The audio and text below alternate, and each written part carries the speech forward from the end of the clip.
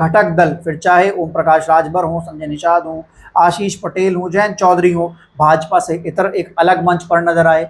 उसके अलावा सपा और कांग्रेस के बीच की जुगलबंदी चल रही है, उससे आगे क्या होने वाला है, क्या पंचायती चुनाव पर असर पड़ेगा, कांग्रेस की क्या रणनीति इस समय उत्तर प्रदेश में है। साथ ही साथ बहुजन समाज पार्टी चुपचाप धीरे धीरे कौन सा ऐसा बड़ा काम कर रही है जिसकी चर्चा इस समय उत्तर प्रदेश के सियासी गलियारों में हो रही है। साथ ही साथ हम बात करेंगे अब्बास अंसारी की, जिनको हाल ही में अभी हाई कोर्ट से रियायत मिली और उनकी विधायकी बहाल हुई है। सर बहुत बहुत स्वागत है। थैंक यू गौरव, बहुत बहुत शुक्रिया।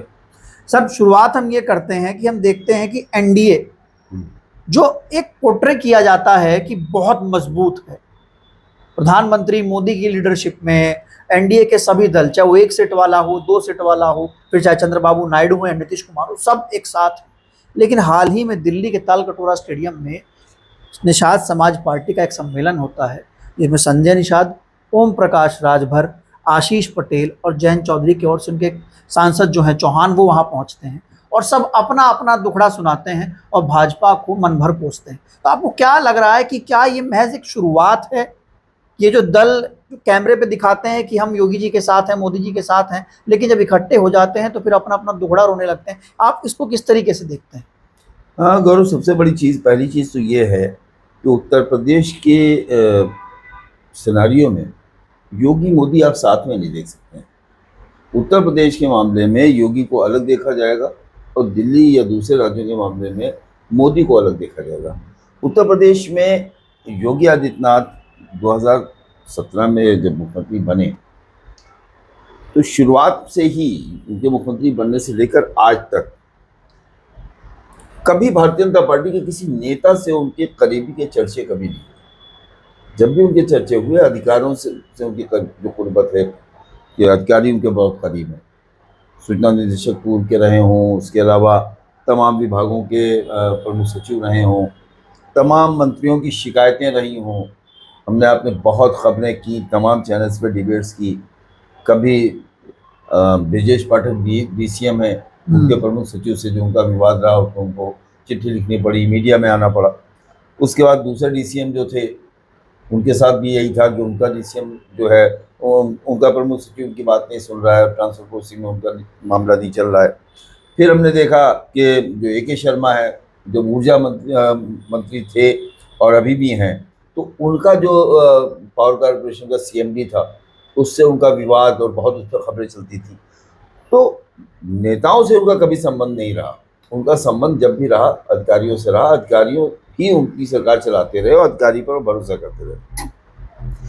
कहा यह जाता है कि शुरू के जो 22 के बाद से दिल्ली बहुत परेशान था कि रिपीट कर लिया है, दिल्ली चाहता है कि हम उत्तर प्रदेश में परिवर्तन करें, नेतृत्व का परिवर्तन हो। जब चाहते हैं गुजरात में कर लेते हैं, जब चाहते हैं उत्तराखंड में कर लेते हैं, जब चाहते उत्तराखंड में 3-3 CM बदल दिए, राजस्थान में कर लिया, मध्य प्रदेश में कर लिया, शिवराज नहीं रह गए, सिंधिया नहीं रह गई, हरियाणा में कर लिया, महाराष्ट्र में कर लिया।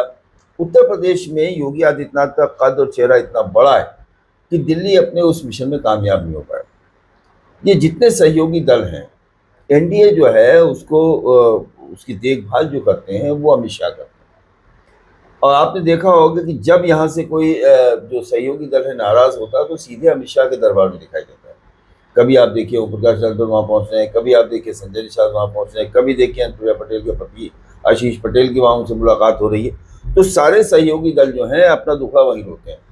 एक चीज़, दूसरी चीज़ ये है कि जब आप एक अधिकारियों की जब एक्सटेंशन की बात आती है, उस चश्मे से भी अगर आप देखेंगे तो आपको लगेगा कि दिल्ली और उत्तर प्रदेश के संबंध ठीक नहीं है। बंगाल के DGP का कार्यकाल बढ़ता है जी, उत्तर प्रदेश के DGP का कार्यकाल नहीं बढ़ाया जाता। दूसरे राज्यों में प्रमुख सचिव का कार्यकाल बढ़ जाता है, उत्तर प्रदेश के मामले में ऐसा नहीं होता है और प्रमुख सचिव को कुर्सी छोड़नी पड़ती है और जाना पड़ता है, दूसरे प्रमुख सचिव बनाए जाते हैं। तो ये हो गई वो बात जो आपने योगी और मोदी साथ में कहा कि योगी मोदी और NDA के जो जो सहयोगी दल हैं वो उत्तर प्रदेश की योगी सरकार पर दबाव बनाते हैं, योगी आदित्यनाथ पर दबाव बनाते हैं, योगी आदित्यनाथ की भारतीय जनता पार्टी पर दबाव बनाना चाहते हैं। क्योंकि योगी आदित्यनाथ की भारतीय जनता पार्टी, उत्तर प्रदेश में योगी आदित्यनाथ की भारतीय जनता पार्टी है।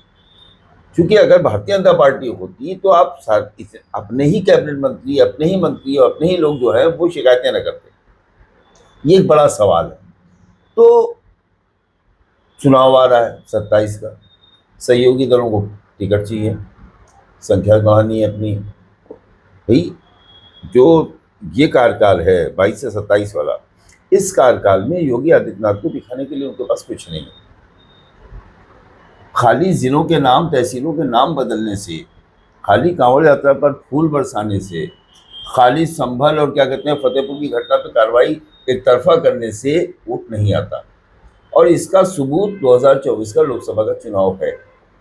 2024 के लोकसभा चुनाव से पहले ये घटनाक्रम भी सारे हुए थे, जिले भी बदले गए थे, नाम भी बदले गए थे, सब कुछ हुआ था। रामलला का प्राण प्रतिष्ठा कार्यक्रम भी हुआ था जी। और नतीजा जब आया तो फैजाबाद की सीट भी भारतीय जनता पार्टी हार गई।